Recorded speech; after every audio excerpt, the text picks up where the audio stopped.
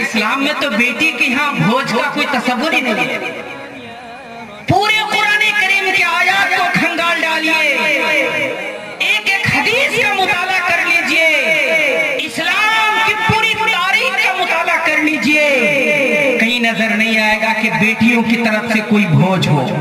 कहीं नहीं नजर आएगा। लेकिन इस जालिम समाज में बेटा वाले से पहले बेटियों की जानिब से एक तो बारात और फिर भोज,